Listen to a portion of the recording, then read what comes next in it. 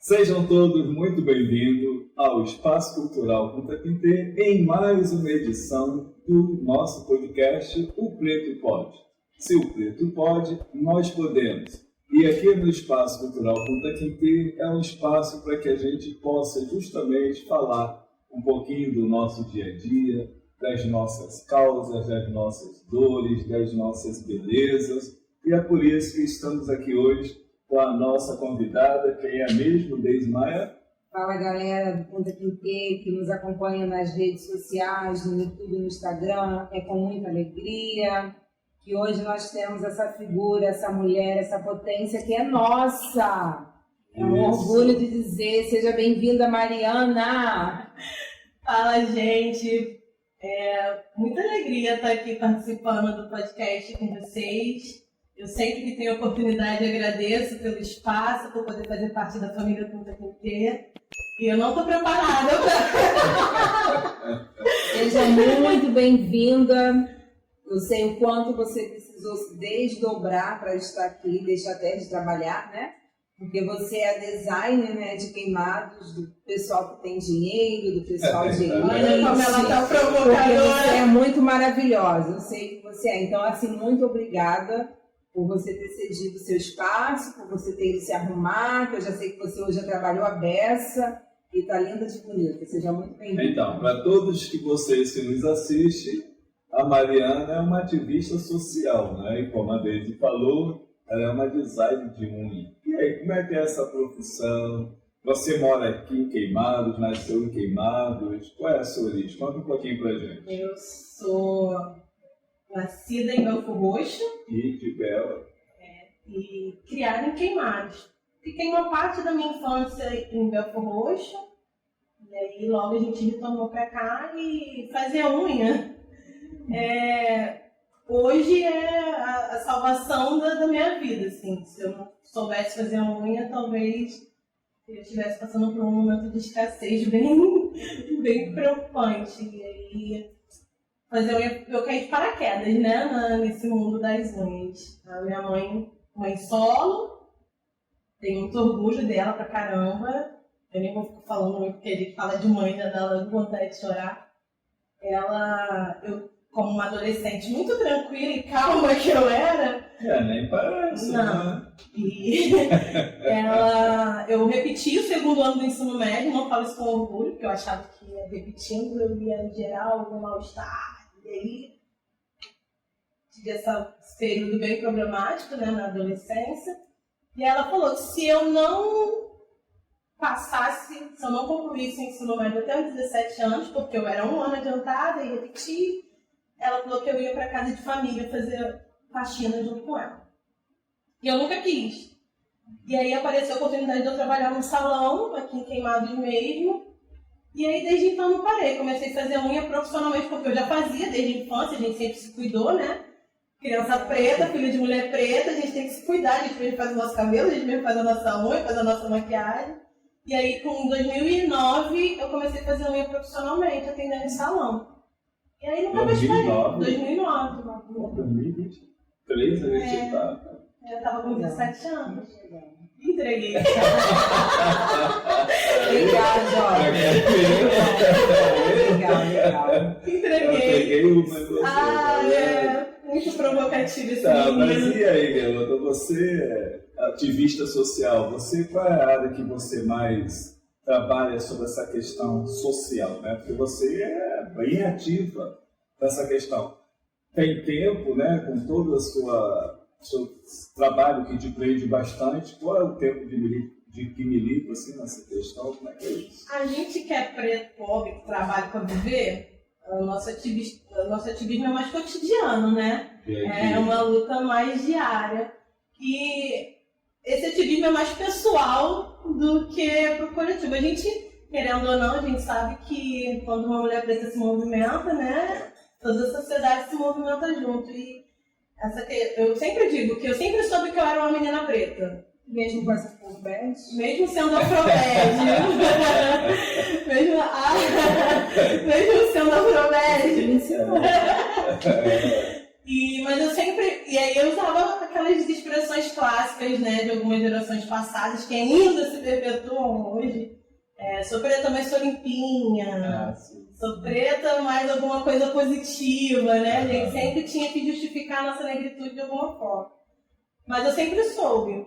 E aí, quando eu tive Maísa, em 2016, essa coisa veio muito forte, porque eu tinha toda essa questão de autoafirmação. Eu precisava me entender e me aceitar e me afirmar enquanto uma mulher preta. Mas depois que a minha filha nasceu, na verdade, quando eu engravidei, descobri que era uma menina, certamente vivia com cabelo preto, com traços negroides, eu comecei a achar importante entender um pouco mais da nossa história de fato, né? Não só o que me diziam e trabalhar essa autoestima nela. E aí, automaticamente, a gente acaba passando isso para outras pessoas. Porque conforme a gente vai conhecendo novas vivências, novas perspectivas, a gente começa a querer que todo mundo saiba, né? E entenda as nossas causas, as nossas pautas.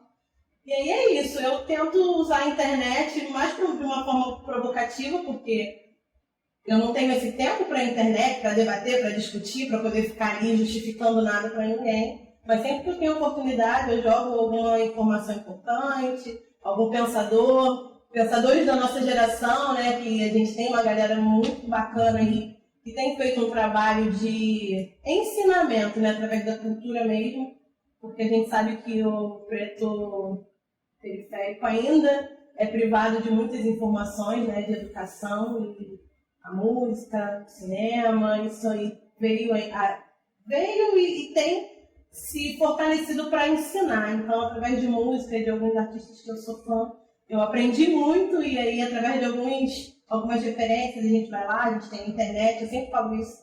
Hoje a gente não precisa mais ficar ensinando ninguém. Quem quer aprender, dá um Google, né? De uma maneira geral, a gente ainda sabe que tem pessoas que não têm acesso, mas a grande maioria que me cerca e que me questiona, às vezes, tem esse acesso. Mas esse empoderamento todo, né? Quem olha para você... Escolher no pensamento, cara. Eita! Eu ia falar assim, esse empoderamento... eu ia falar assim, mas esse empoderamento sempre foi assim, porque você esteve na escola que eu trabalho, em novembro, e aí quando as alunas te viram, né? E aí na escola que a gente foi lá em Ricardo, quando até uma professora lá te viu, nossa, ela é linda, igual a minha filha. Então assim, essa sua figura, esse seu jeito de ser sempre foi assim? De causar, de chegar chegando? Não, assim, hoje eu sou... Onde foi a ruptura? Porque já alisei muito cabelo, já usava base com um tom mais claro. Que período? A vida inteira, até surgir aquele beleza nada natural, né, que a gente conhece, e aí a gente começou... Ali eu comecei a entender um pouco de textura de cabelo, mas até 2011, 2012, eu tinha o cabelo alisado de prancha e trilha progressiva, formol na cara. Aí, O estilo de roupa já era assim? Não, minha linda. Não, eu frequentei a igreja evangélica durante muitos anos. Caramba, que legal. E foi um período da minha vida que a gente faz piada internamente e tudo, mas quando eu tô falando sério, eu falo que foi um período que me ensinou muito.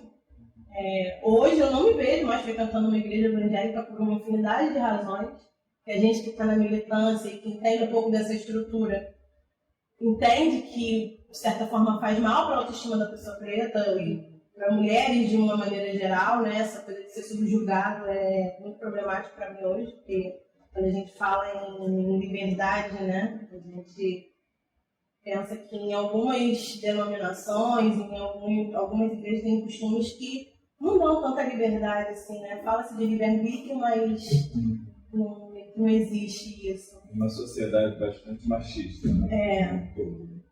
E você, com essa potência toda, esse espaço todo que você ocupa, Então, tu vivia reprimida? Bastante, assim. Não era nada muito direto. Era mais cobrança. cobrança. Assim. Era uma cobrança muito íntima, era pessoal mesmo, assim, por coisas que a gente ouve, né? Tá escrito que reprime a pessoa que a gente ser assim, fazer isso, falar dessa forma é pecado, é errado. isso não agrada a Deus, e aí a gente acaba se camuflando para poder se sentir aceito, né? Eu comecei a frequentar a igreja no período que eu morei em Belford Roxo, tinha 8 para 9 anos. A rua que eu morava era, a maioria, cristãos protestantes, então os coleguinhas da mesma idade, tudo me levavam para a igreja. E aí a gente acaba que começa a frequentar. E aí desde então nunca mais saí, né? Nunca mais até 2019, né? Então você casou nova? Casei com 21 anos. 21 anos, 29 anos. E aí frequentei a igreja esse tempo todo. E aí a vestimenta era diferente, a postura era diferente. Eu sempre fui uma pessoa muito expansiva, de falar alto, de rir alto. Mas assim, em muitos momentos a gente ouvia falando: se comporta assim, a gente vai pro lugar tal, não fala assim. É mesmo. Deus não se agrada, de não sei o quê. A gente vai se moldando para poder se encaixar. E como uma pessoa que gosta de estar participando das atividades, eu sempre procurava. E quando foi que você... Não, agora para mim chega, não quero mais ir, parei, vou procurar outra... Eleições de 2018. Foi um período bem crítico, porque minha família, na verdade, eu tenho um pai de criação, que é a figura paterna que eu tenho. Então, eu sempre falo da minha família par de mãe, da minha parte de pai, porque eu tenho essa referência. Mas a família da minha mãe toda petista pra caramba. Meu avô era, mesmo com analfabetismo, ele não sabia escrever, não sabia ler, mas ele era muito ativo politicamente, ele entendia muito o lugar que ele ocupava e por que algumas coisas aconteciam, e ele era Lula na cabeça.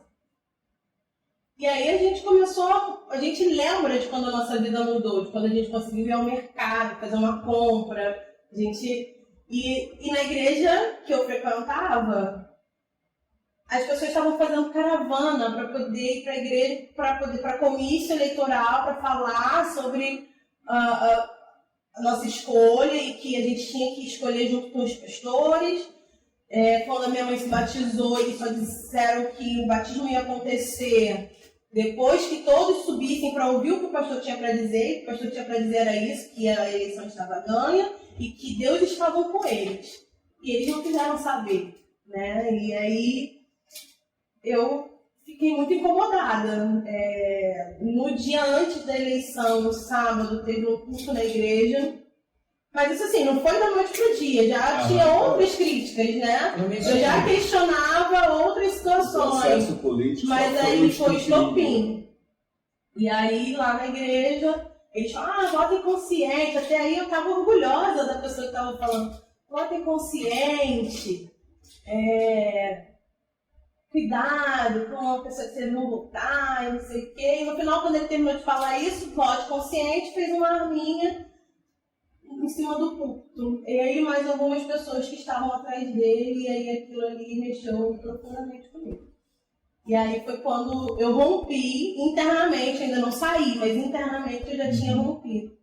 E aí depois veio a minha separação com a da minha filha, que eu meio que me empurrava para a igreja, né? E depois quando eu separei dele, foi a minha carta de alforria, literalmente. Eu não penso em voltar.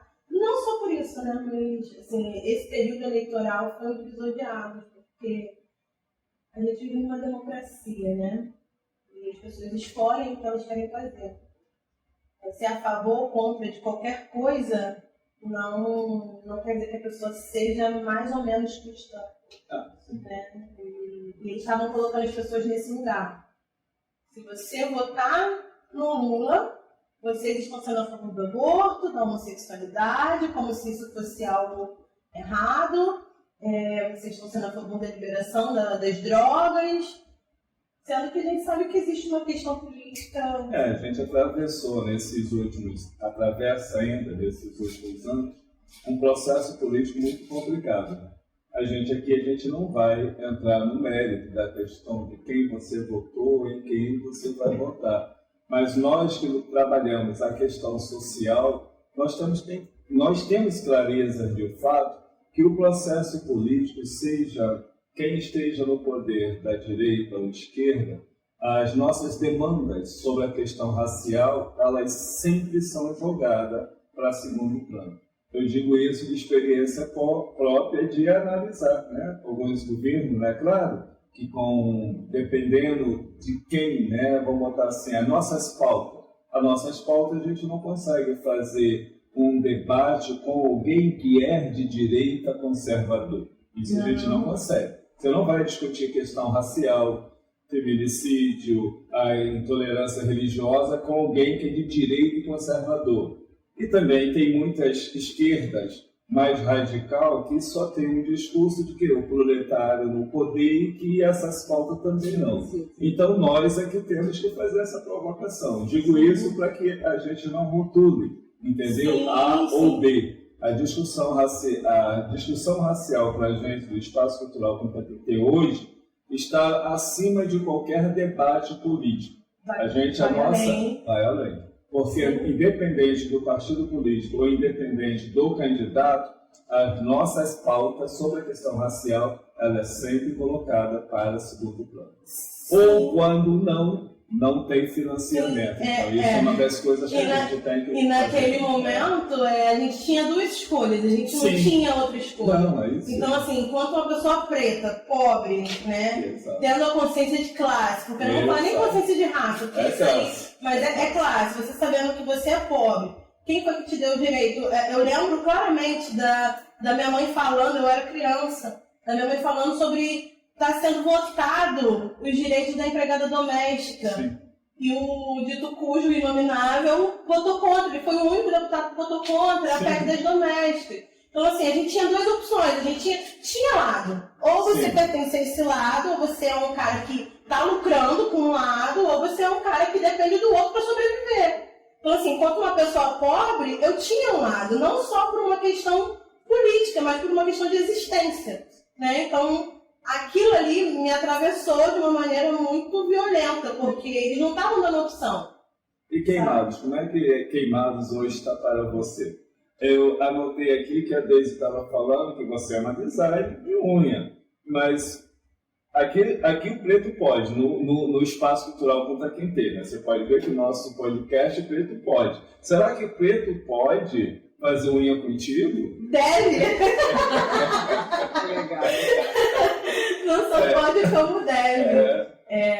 Você vai fazer assim um preço camarada pra gente? Nossa, o Preto pode pagar o meu preço também.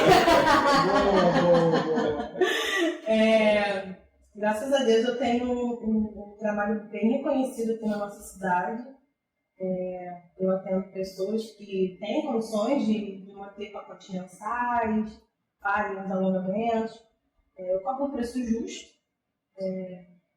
mas eu tenho plena consciência de que uma pessoa assalariada para fechar um pacote em determinado valor não vai conseguir, mas eu atendo uma galera bem bacana aqui de Queimados. Porque você é muito boa, né? Diga-se de passagem, a gente se conheceu, passei pelo salão. Verdade, fazer unha, um presente do universo. Foi muito bom, a melhor unha, assim, pra quando a gente foi viajar. Foi isso mesmo, eu lembro. E muito legal, né? Ele foi lá. E foi uma conexão muito boa, assim. Sim, né? Deise super discreta, como sempre, eu falando a vez. Boa, muito legal, assim. E aí foi ali que conheci, que cheguei ao Espaço Punta Quintê. Né? Eu demorei ainda um pouquinho para vir, né? Que eu vim procurar o Punta Quintê para poder fazer parte das discussões, né? Trazer o seu saber, trazer uma coisa que a gente não tinha, que era essa atualização. Né? Quando você fala de quem está na moda em relação à música. Em alguns momentos até Jorge conhece, porque Jorge é jovem, né? Não, jovem então assim... A ter filhos na sua idade. Muito legal. Legal isso. Então, assim, é bacana, né? E assim, o que te move? Tá sempre com esse sorrisão, assim. Bonita pela gente agora. Mas eu vou esperar mais. Não vai não. O que te move, assim? Tá sempre com esse sorrisão. Com essa coisa expansiva. Reclamar não resolve, né, Nilda? Então a gente tem que sorrir pra... Eu vi alguma coisa em algum lugar, não lembro, dizendo que quando a gente sorri, a gente engana o cérebro, né? Sim. Libera alguns hormônios da felicidade. Então, assim, eu já fazia isso antes de saber desses dados. Mas então... como é que, por exemplo, você, uma mulher empoderada, né? É visivelmente empoderada, porque para ter a postura que você tem que ter coragem. Sim. Isso não é para qualquer um. Não é. E isso há um questionamento das pessoas que estão. Essas pessoas têm medo de você, de se aproximar de você para alguns momentos? Ou você sente que tem algumas pessoas que ficam meio assim? As pessoas, elas não discutem comigo, né? Não discutir de brigar, mas de entrar em debate. Porque eu vou sempre questionar. Quando eu não tenho questionamento, eu falo, não sei, sobre esse assunto aí não, mas espera, semana que vem, quando você voltar, a gente conversa. Mas no geral, né?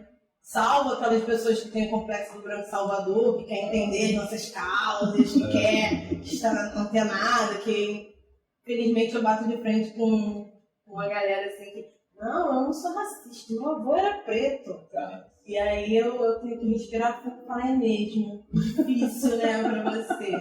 Eu vi de uma pessoa uma vez, ai gente, olha, eu preciso trabalhar, hein?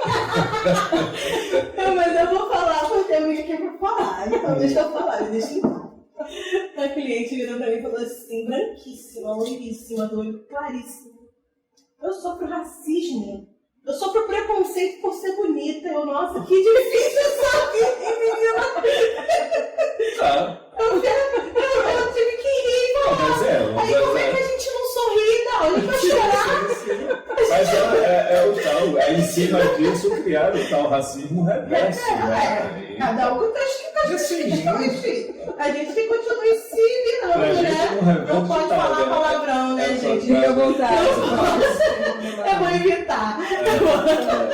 A gente que se vire com as nossas questões raciais, né? Enquanto minoria social, a gente sabe que a gente não ocupa todos os espaços, que a gente pode ser o mais bonita, eu posso ser a pessoa mais empoderada, ter a postura mais segura da face da terra, que eu não vou ser aceita em alguns lugares.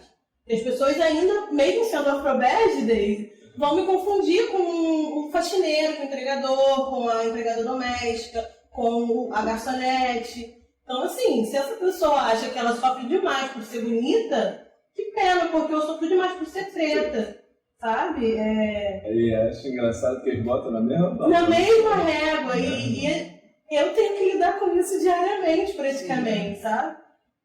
Mas, de verdade, eu sempre digo isso, que eu não tenho opção de ficar triste. Eu não tenho opção de... Nós pretos, de uma maneira geral, né? Não temos opção de parar.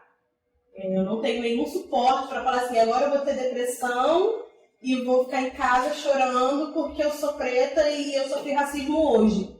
A gente sabe que isso é uma questão muito grave, que as pessoas param, travam e... Só que todo dia eu olho pro cara da minha garotinha lá, a Maísa, minha filha linda, maravilhosa, e falo, é por você, eu tenho que levantar, eu tenho que rir, eu tenho que ser feliz, eu tenho que correr pra trás. Então, tem que assim, ser o espelho, né? Exatamente. E ela é, de fato, minha psicóloga, fala pra mim que ela só tá bem se eu estiver bem. E é fato. Quando eu procurei ajuda profissional, foi por causa dela. Uma série de razões que estavam acontecendo na época. E eu tava muito mal. E aí ela foi assistida, acho que uns 2 meses. E aí quando eu fui conversar com a psicóloga, e ela falou, você precisa estar bem para ela ficar bem. Porque ela é ótima, ela tá ótima. Se você não ficar bem, eu não vou ficar bem. Então eu tenho que ficar bem, eu não tenho essa opção. Onde é que entra o divertimento na sua vida? Porque você é uma pessoa divertida, né? A gente aprende a fazer piada de amor, né? Mas eu não lembro, assim, não lembro quando... Mas eu digo divertimento acho... no sentido de aonde você se diverte. Meu lazer... Meu lazer é tomar minha cervejinha, curtir um samba. Hoje eu me permito viver isso, assim. Foi uma coisa que... Meu avô tinha bar, né? O pai da minha mãe. Mas ela nunca deixou a gente ficar porque não era lugar de criança. Mas eu sempre adorei aquela energia caótica do botequim tá sujo. E aí... Minhas tias, eu vi as minhas tias dançando charme na sala, ensaiando pro final de semana. Legal. Então, qualquer oportunidade que eu tenho de curtir um baile charme, de tomar uma cerveja, curtir um samba, eu não desperdiço, não. Mas aí é isso. Eu gosto. E o lazer com a Maísa. Maísa, graças a Deus, eu tenho uma rede de apoio bem legal. E ela tem a oportunidade de fazer bastante coisa que eu não consigo proporcionar presença, mas ela consegue fazer. E quando a gente tem a oportunidade de ir no shopping, a menina fala, vamos no shopping. Ela gosta de praça, ela gosta de brincar, de ouvir. Legal. E esse seu senso de justiça, de educação, vem da onde? Eu acredito que venha da minha mãe, né? Que é a referência de ser humano que eu tenho na vida. Ela é incrível demais.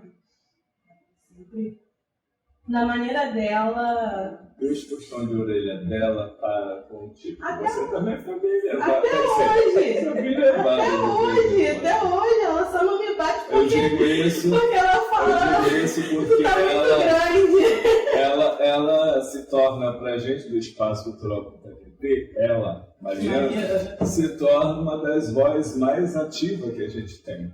Por causa dessa imponência que ela tem, então ela passa. Sem filtro, né? Sem filtro, é uma vivacidade que a gente precisa. O movimento social negro como um todo precisa ter mais personalidade, mais pessoas jovens, para a gente ir também nos moldando a juventude, porque senão a gente fica muito ultrapassado, a gente precisa ser um pouquinho mais atropelado nesse processo. Eu vi uma coisa essa semana que eu achei muito interessante. Assim como a tecnologia evolui, o racismo também evolui. Então a gente tem que evoluir enquanto sociedade para entender essa estrutura que está se renovando, para a gente poder conseguir lutar contra. Então que a gente vive uma sociedade capitalista onde para eles é o que visam o lucro. Sim, a gente está ocupando espaços que a gente não ocupava porque eles entenderam que é rentável, né? Que nós estamos conquistando poder de compra. Então eles precisam botar a gente lá para a gente poder se identificar e consumir aquele produto e serviço. Então. Agora, isso também causa um transtorno para alguns, né? Essa semana eu vi um debate num documentário com o Frei Beto. Ele estava falando sobre, que ele é teólogo, mas ele versou um pouquinho sobre a questão racial que perguntaram para ele.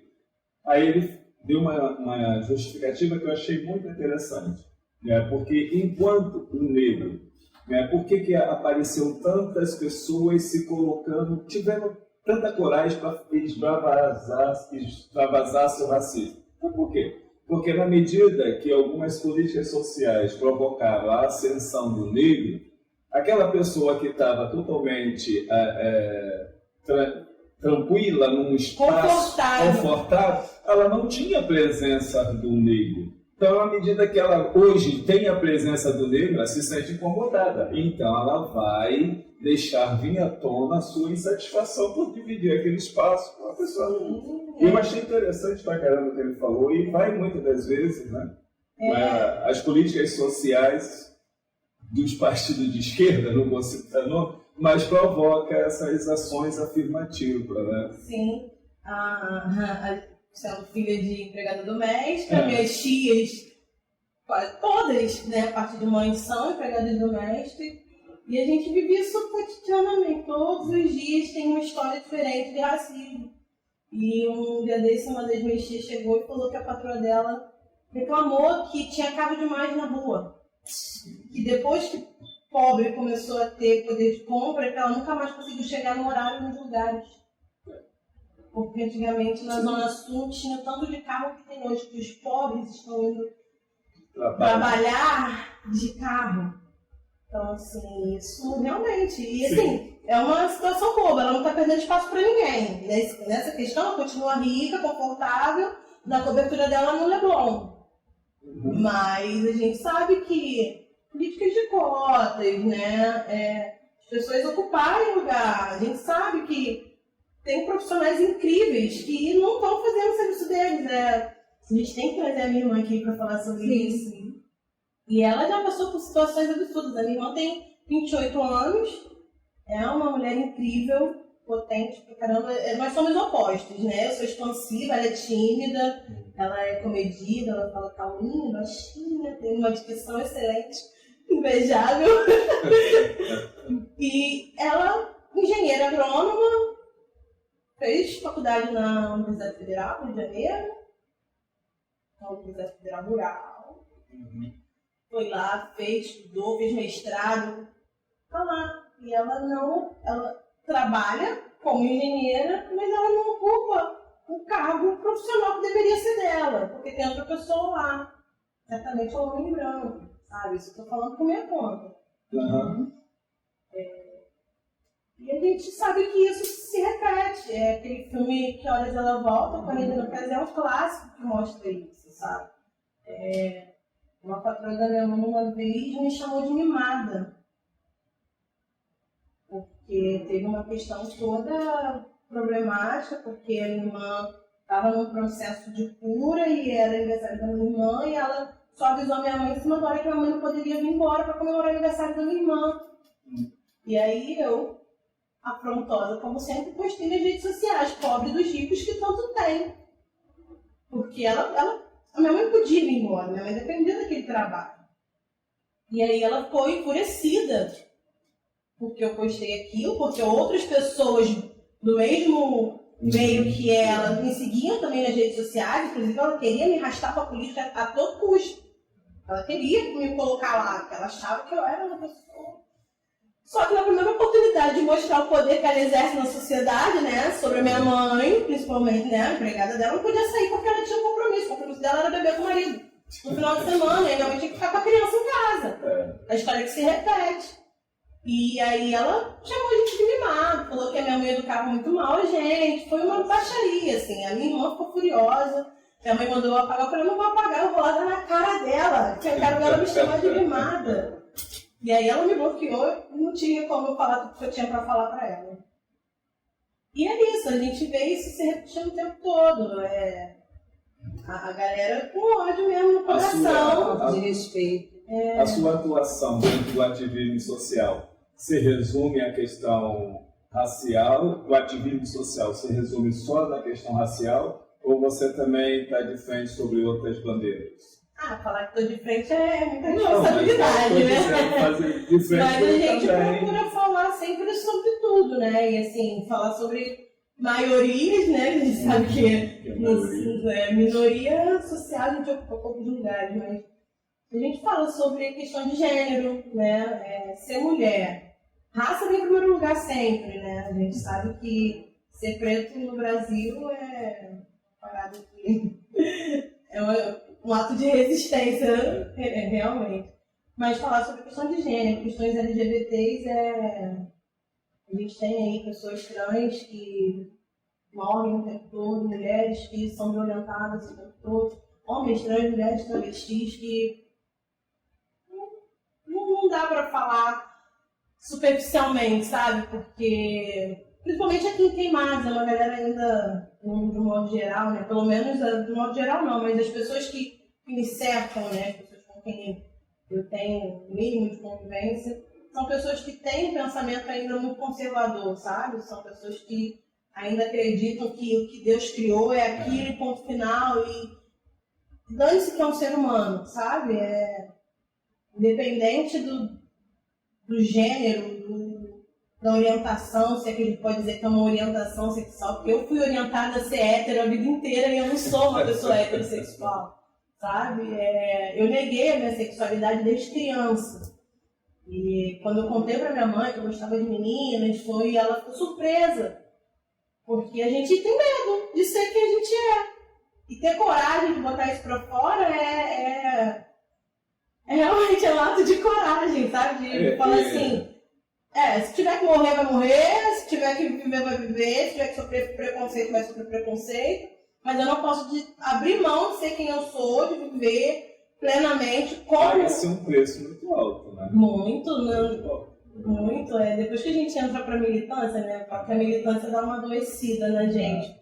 A ignorância é uma virtude, né? Assim, a gente deita a cabecinha no travesseiro e dorme tranquilo. a gente percebe o tanto de violência que a gente sofre todos os dias, sabe?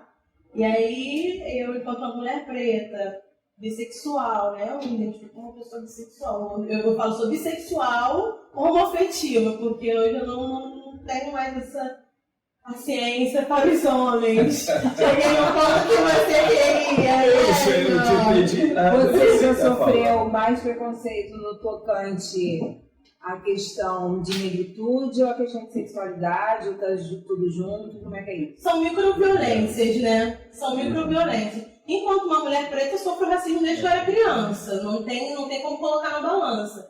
Mas hoje, né? Porque assim, tem 4 anos que eu decidi sair do armário. E aí, eu ouço o tempo todo de amigos muito próximos, assim, de pessoas que eu amo do fundo do meu coração. Que o último relacionamento que eu tive, uma pessoa muito amiga falou assim, quando você se relacionar com um homem, as pessoas, ou a fulana, a pessoa com quem você se relacionou, vai ficar, mas eu não quero me relacionar com um homem, querida. E assim, porque fulano, e aí mostra foto de fulano, de Beltrano, eu não quero. Então assim, são microviolências, são coisas que a gente, eu com toda essa voz, eu ainda não consigo lutar contra. Sabe? No dia a dia. Eu consigo ir lá na rede social e botar um dado, mostrar uma parada e falar alguma coisa. Mas quando isso vem de alguém que a gente gosta, de alguém que convive e que fala com muito afeto, tá? Fala com muito amor, com muito carinho, como se me relacionar com uma mulher fosse algo extremamente bizarro, absurdo, que estivesse me fazendo muito mal. Não só pela pessoa, enfim. Mas vem com essa coisa de porque você vai... Então, assim, são microviolências, é uma coisinha bem sutil, bem disfarçada. Mas o racismo é racismo, Tá assim, tá assim, sempre assim. E sempre você leva de boa, ou tem vezes que você tá mais estressada, e aí como é que é isso? Depois da primeira, segunda, terceira cerveja. Não, quando eu tomo uma cervejinha, eu fico leve, tranquilo, nada me estressa, nada me aborrece. É o contrário. Nada me aborrece. Desculpa, mas a questão do racismo não se repete, porque eu levo muito na... Falo, oi, racista. Tudo bem? Eu acho que eu posso contar essa história aqui. Não vou dar o nome aos bois, né? Mas uma pessoa muito próxima precisou fazer uma reposição hormonal, né? A pessoa tomar testosterona, põe endócrino, não sei o quê. E ela sempre com aquele discurso, eu não sou racista, minha família nunca foi racista, eu não tive essa educação, minha mãe e meu pai nunca me ensinaram isso. E aí, um dia eu cheguei na casa dela, ela falou assim, menina, eu preciso trocar de desodorante, porque eu tô com fedor de nego. Aí eu, olá, racista. Pra quem dizia que nunca teve essa educação, eu conheço um monte de branco fedorento. E aí ela ficou vermelha, roxa, azul, ficou da cor do arco-íris e entendeu que a estrutura é essa. E aí ela me mandou mensagem chorando, agradecendo por eu ter feito esse papel de denunciar o racismo dela. Porque assim, pensa ela falando... É um inconsciente, né? Sim, Coletivo. Coletivo, exatamente. Aí ela falando isso parte de uma pessoa, de um homem preto. Sem a maldade. E se aquela pessoa ali, sabe, eu tava ali, era amiga dela e estava afim de levar na esportiva e mostrar pra ela. Então, assim, pessoa que não estivesse. Não, eu ia só ou ela poderia tomar um soco, ou pegar aqui, ó, que isso aqui hoje em dia é uma arma, e falar assim, o que você acabou de falar aí? E aí é merda, né?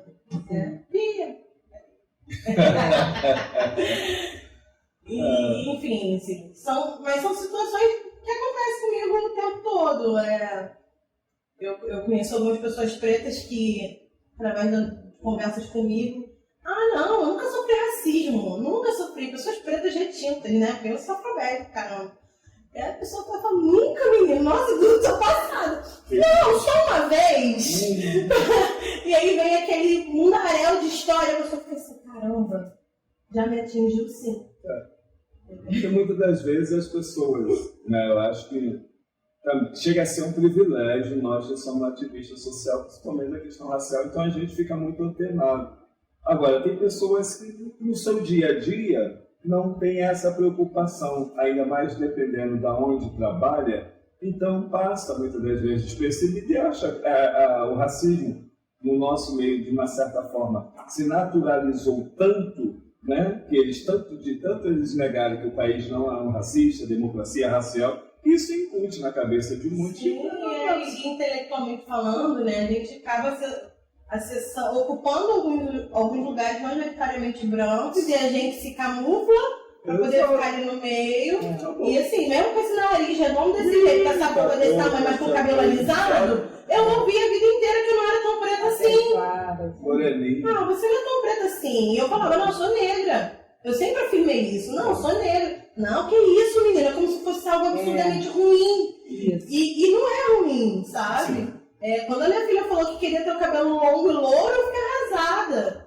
Sabe? Com todas as referências que ela tinha em volta dela. Mas uma criança, né? O que sofre na escola. Sim, e assim, é esse sofrimento camuflado, né? Não é direto, não existe essa coisa de ser direto. Essa semana a escola dela mandou um recadinho para irem, como as meninas irem com os cabelos bem arrumadinhos, porque ia tirar foto para Natal. E aí, então, cabelo assim, bem arrumadinho. Tem outras crianças negras na turma, mas. Bem arrumadinho. Não, mas sim, mas bem arrumadinho. Bem arrumadinho? O que seria um cabelo bem arrumadinho? Não pode. Tacar um lecão bem grande. Não pode. Aquela trança bem comportadinha. Bem comportadinha, né? exatamente. E assim, eu não posso fazer, porque a minha vontade era mandar ela com o cabelo pro alto. Só que eu não posso fazer isso por ela. Porque aí quem vai sofrer é ela. Mas a questão racial tem sempre em primeiro lugar na nossa vida. Não, morar na Baixada. Como é que é morar na Baixada? Porque morar na Baixada e você tem uma vida social bem ativa, né? E aí alguns dos divertimentos que você até falou, eu gosto de o pagode você curte queimado, mas um baile charme a gente já tem uma dificuldade aqui, ali. Morar na Baixada é o ó, né? Com todo respeito à minha Baixada querida. Quando a gente ocupar lugares, culturalmente falando, né? Ter acesso a esses lugares é bem difícil. Assim, eu vou na força do ódio, sabe? Tipo assim, força do ódio? Traduz pra gente. Se eu saio pra trabalhar todo dia, pelo menos os R$20 da passagem no bilhete único eu tenho que ter pra poder ir e fazer alguma coisa, porque aqui a gente não tem. Hoje a gente ainda consegue ter alguma coisa na cidade de Queimados, assim, mas muito pouco. A gente teve um novembro black aí, bem movimentado na nossa cidade, mas a gente sabe que não é assim o ano todo, né? Então, assim, o mais próximo da gente é a Madureira, sabe? Mas a gente tem o São do Rio, a gente tem um monte de museu legal, a gente tem o CAB, a gente tem várias paradas legais, de graça, né? De graça lá, porque pra gente ir a gente tem que gastar. Sim. Mas que a galera não tem acesso. Eu fui numa peça de teatro no centro há pouco tempo, foi de graça, assim, falando sobre questões maravilhosas. Assim, foi falando sobre Exubará, que era um orixá, a mais preta de todas, assim, falando da mitologia africana, coisa que a gente não tem acesso aqui. Então, assim, você vê as criancinhas lá assistindo aquilo e naturalizando aquilo, sabe? A gente não tem. As pessoas nem sabiam que teria esse espetáculo lá. E aí a gente está aqui ilhado, né? A gente fica realmente ilhado. Você falou de uma frase que eu vou tentar retomar ela para a gente ampliar nosso debate, né? Você falou sobre a questão da mitologia africana. Você, por exemplo, hoje o ensino nas escolas ou até algumas provocações que a gente faz, as pessoas têm dificuldade de entender a luta do movimento social negro por achar que, muitas das vezes, a gente vai fazer uma discussão religiosa, né? Falar de Umbanda, Candomblé, né? E nas nossas escolas a gente estuda a mitologia grega, né? A gente fala de Zeus, a gente fala de Poseidon e não tem problema nenhum. Por que também não pode se fazer a mesma coisa, falar sobre a mitologia africana? Né? É uma dificuldade. Coisa de preto, né? A Eu não gente sei, entendeu que... Eu digo isso até porque a gente ainda sofre aí eu acho que hoje está muito nítido uma estrutura de poder dos nossos irmãos de fé neopentecostais, que eles não estão conseguindo perceber que o que eles estão fazendo está atrapalhando uma sociedade de viver com a sua multiplicidade. Né? Eu vivo isso na pele, né? Porque o pai da minha filha continua na igreja e a gente tem um podcast que a gente escuta todo dia quando domingo. Chama Calumbinho Cantador de Histórias. Está no Spotify, eu recomendo para todo mundo.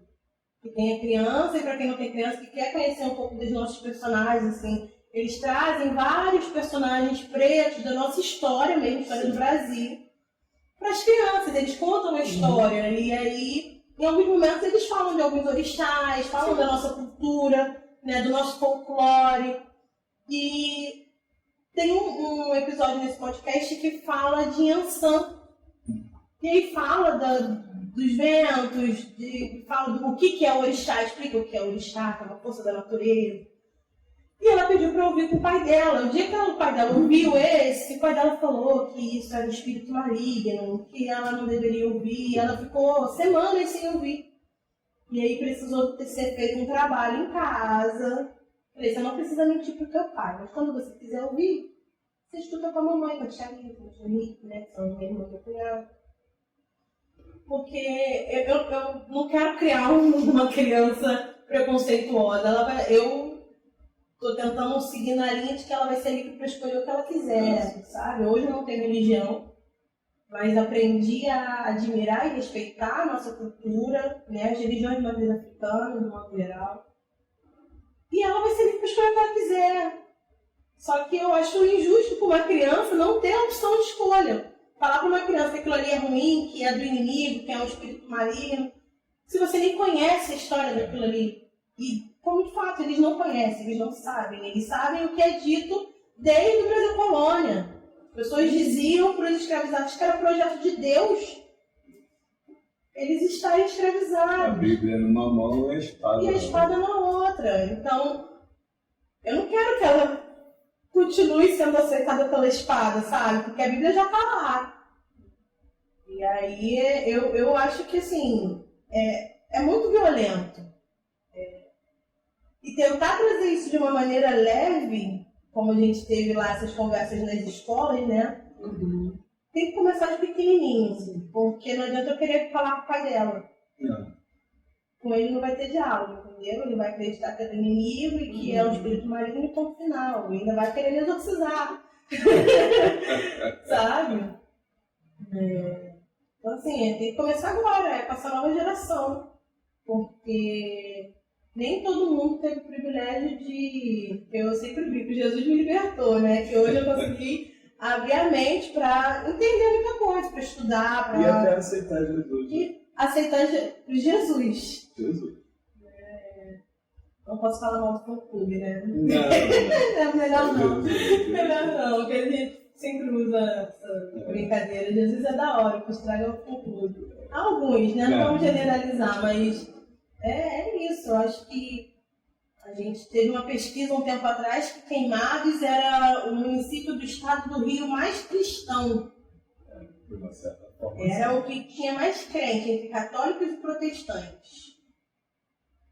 E isso é um problema para essa questão que você está trazendo, porque as pessoas se habituam numa Bíblia traduzida 300.000 vezes, porque a gente sabe que o original tá não sei aonde, não sei com quem, e acreditam que a história dos pretos africanos é uma história de miséria e pobreza e de macumba, porque Mas, na verdade, a Bíblia não traz nada disso. Não, mas aí as pessoas interpretam, né, de acordo com como vai manifestar. Sim, aquela coisa do adorarás somente o Senhor teu Deus, gente. Não, aí o pessoal falar, tá fazendo culto para outras pessoas, e aí, tipo, tem essa questão. A gente sabe que a Bíblia não fala nada disso.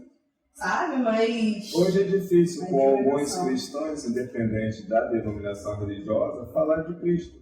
Porque se você pega os 4 evangelhos, né, Mateus, Marcos, João e Lucas, se a gente fizer uma comparação com o cristianismo de hoje, não tem nada a ver. Não. Ou se você aí, tudo isso aí é reflexo de uma cultura europeia que pegou o Cristo, transformou de olhos azuis e branquíssimo e pronto. Então, a partir daí, mas as pessoas não querem muito. Eu acho que é muito por esse caminho aí, né? Maísa foi comigo numa macumba uma vez, né? Eu fui convidada para ir ter a festa da orixá da minha prima, e aí a gente foi lá. E aí Sua família, então, todo mundo é baxé, não, nada, é uma bagunça. Cada um é de um canto diferente. Tem gente que é kardecista, tem crente, tem católico, tem ateu, tem um pouquinho de tudo. E aí ela ficou encantada, ela viu as outras crianças cumprimentando os orixás que estavam lá, e ela quis ir lá, fez, e ela rindo, dessa de corpo, pulou, não teve medo. Tinha 2 Exu grandão na entrada do negócio, a Maísa olhou, admirada, e ela a mãe fez dela. E ficou feliz da vida. Passado algum tempo, certamente ela falou pro pai dela, porque a gente não ensina ela a mentir, ela deve ter contado. E eu perguntei, mas ela gostou, que a gente tava falando sobre isso com o meu cunhado, e ela, odiei, foi terrível. Certamente teve toda uma questão, porque até então ela tinha gostado, ela tinha se divertido, ela tinha brincado, ela falou que queria voltar à casa das crianças, ela brincou. Então, assim, eu tenho esse contraponto, né? Mas eu acredito que eu estou no caminho bom, porque daqui a algum tempo ela vai lembrar disso e falar, minha mãe não me ensinou a ser preconceituosa. Sim. Então, eu acho que a gente precisa, para falar sobre história da África, para falar sobre história do Brasil melhor, né? Eu acho que é mais importante a gente falar da nossa história, entender de onde que a gente foi tirado, de onde a gente foi trazido. A gente precisa começar com as crianças. Porque falar sobre mitologia africana para adulto é muito difícil, para a pessoa entender que a gente está contando histórias que podem ser mitológicas ou não. E aí a gente pode falar da religião, de qualquer religião, de forma mitológica. E a própria Bíblia, o próprio cristianismo, né? Assim, para quem não acredita, é isso. Então, assim, tem que começar na infância. E o Conta QT? Quando é que o Conta QT entra na sua vida? Aí que eu ia te pegar na curva. E aí? Como é que... O Conta QT veio como um presente, né, pra mim. E é que eu consigo fazer isso aqui. Isso aqui é o quê? O que é isso? Fazer isso aqui? Lutar. Falar da nossa vivência, falar do nosso potencial, falar sobre questões que são importantes para... Porque, assim, o que a gente está fazendo aqui, a gente está falando de uma maneira muito superficial sobre assuntos muito importantes. E é só dar um Google que a galera consegue aprender, né? No YouTube, tudo. A gente consegue achar bastante conteúdo legal. A gente está provocando isso em muitas pessoas, eu tenho certeza. Mas o Conta QT chegou para mim através de Deise Maia. Ela apareceu como cliente para mim, poderosíssima. Ela então faz parte daquele grupo seleto de queimadenses que tem poder aquisitivo para fazer unha comigo. Tá sendo bem bancário. Ai, que delícia! E aí... Vocês são ótimos. E aí, Deise apareceu e aí a gente conversou, não, eu conversando, porque eu falo a beça, Deise só absorvendo a Mariana, prestando atenção em quem era a Mariana. E aí ela falou que tinha aqui o Conta QT e que ela atendia aqui como psicóloga. E aí a minha filha precisou de atendimento. E depois a gente começou as discussões. E aí, fica tranquila, sossega teu coração. Sossega teu coração, parceira. A entrevistada é você, ela está te cerceando. Tá sendo silenciada, uma mulher preta sendo silenciada, denúncia. Aqui no Preto Pode. Vem, Mariana, chama as amigas do Conta para vir falar, que as meninas estão um pouquinho. Gente, venham falar no Não está sendo tranquilo. Tá maravilhoso. E aí, Deise Maia assistiu minha filha de uma maneira impecável, excelente, muito grande. minha vida. Maísa show, né? Só que Maísa precisava bem menos do que eu, galera. Eu tava bem no dói da cabeça e disse, falou, vem pro meu mundo. E aí, em um dado momento, o Jorge decidiu montar a estrutura do Punta Quinte, ele citou meu nome, certamente, e eu fui convidada para participar do Punta Quinte. E aí, estamos aí. Isso aí, Nessa legal, luta né? juntos. A luta. Sou muito feliz por esse lugar, por essa casa, por essas pessoas, pelo acolhimento, por vocês me tolerarem, Aquela live das mulheres, muito legal. Né? aceitarem a minha expansão. E aqui eu consigo ser um pouquinho da pessoa ideal que eu gostaria de ser, Legal. sabe? Poder lutar pelos meus ideais, falar sobre eles e daqui a alguns anos mostrar para minha filha que eu participei, eu participo, porque o Punta Quinte vai se perpetuar. A Maísa vai ficar aqui para a minha mãe trabalhou junto com vocês. Eu sonho com isso. E vocês me deram a possibilidade de mostrar para minha filha que a nossa luta não é só nas redes sociais, não é só no dia a dia, que a gente pode falar sobre questões raciais de uma maneira leve, de uma maneira saudável, e alcançar, influenciar digitalmente pessoas através dos nossos conhecimentos, da nossa vivência. E Punta Quinte é isso mais um pouco, né? Não vou falar mais porque ele já tá aqui, ó. Ela tá com a vara ali, galera, embaixo da mesa, Só no olho. Ela fica, eu faço o podcast assim sem olhar pra ela. E o legal, Mariana, é essa sua disponibilidade interna, sempre. Sempre quando a gente fala tal coisa, você só vai realmente, você só não vai quando realmente não dá, mas quando você vai, você tá lá por inteiro. Isso é muito legal. Eu tenho essa sede. sua energia passa para as pessoas, isso é muito bom. Eu tenho sede disso aqui. Os alunos querem vir aqui, tá? A gente quer sentar com Mariana, eles falaram, tá? Eles falaram, com dois alunos de sons. Eu me emociono muito de falar disso aqui. Então, e a gente também aqui não podemos nunca esquecer, né, que toda a produção do podcast aqui, né, idealização, produção é do nosso companheiro Júlio Sagaz, né? Muito legal. Tá aqui só aqui na produção, mas está aqui também firme e forte com a gente. Então, todas as vezes que vocês veem, né, todos os sábados, às 19 horas, vocês podem ter certeza que é o Júlio que está produzindo tudo isso. É um grupo muito bom. Muito obrigada, Júlio. É uma galera muito Mariana, a gente já está chegando, é um finalzinho. E já, aí, gente. Bom, né? A gente fala aberto. Fala, e a gente sempre fica aquele gostinho, né? Quero mais. A gente pode perguntar mais algumas coisas, né? Fica sempre naquela coisa assim, legal. E a vida amorosa, assim, fecha assim pra gente. Como é que tá? Tudo bem? Solteira, graças a Deus. Eu não entendi o risco, só perguntei se A cara dela é melhor. É só isso que eu posso dizer sobre a minha vida amorosa. Tá ótimo, né? Se ela diz graças a Deus, é porque é uma opção. Claro. Sempre uma opção de namoro, é pra que tá falando aqui, querido. Me respeita. Essa é Mariana. Essa é Mariana, né? É a juventude do Punta Quinte. Nem tão jovem, né, galera? Mas é a juventude, é nossa juventude. Precisamos, né? Galera, a gente está, né? É claro que o podcast a gente quer ficar o tempo todo, né? Mas não dá. A gente está chegando no nosso finalzinho, vamos para as nossas considerações finais. Lembrar a todos vocês que muito em breve a Mariana vai estar aqui de volta conosco para falar um pouquinho mais das peripécias que ela... Quem sabe não vem das crianças, Legal. Deixa eu organizar a autorização dos pais. Sim. Interessante. Então vamos para a nossa consideração. Botar fogo no barquinho. Bom. Não botar fogo no barquinho, não pode. Só agitar pode, botar fogo. E seus projetos futuros, presentes, enfim? Tem bastante coisa aqui no meu cachoreta. Ninguém sabe, ninguém estraga, né?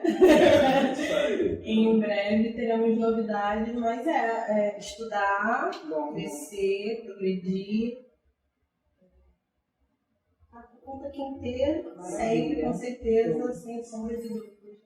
A gente tem bastante coisa aí já saindo do forninho. Bom, 2024 vem com muitas novidades. é muito bom. O espaço está aqui, precisando, é seu, é nosso. E mais uma vez, muito obrigada pela sua disposição interna, por falar mesmo. Precisamos de pessoas que falam assim.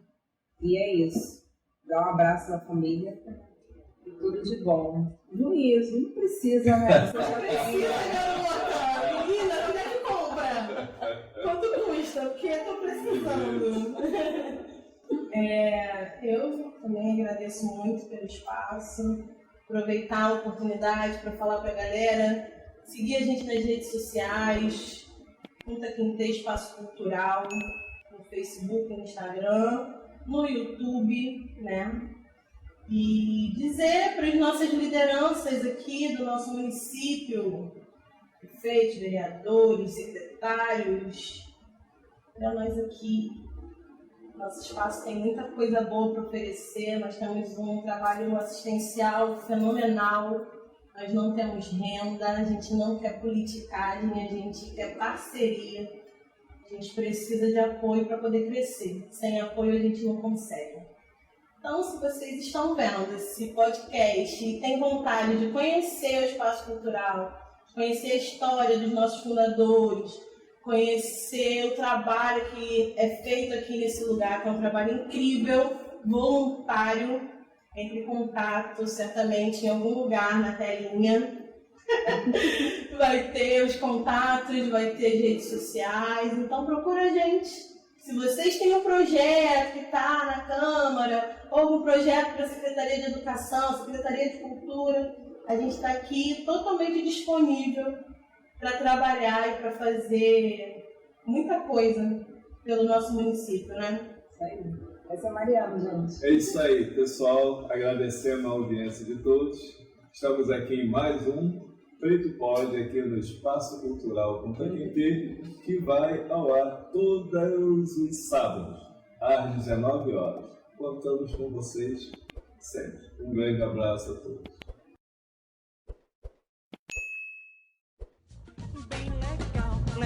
Legal, black.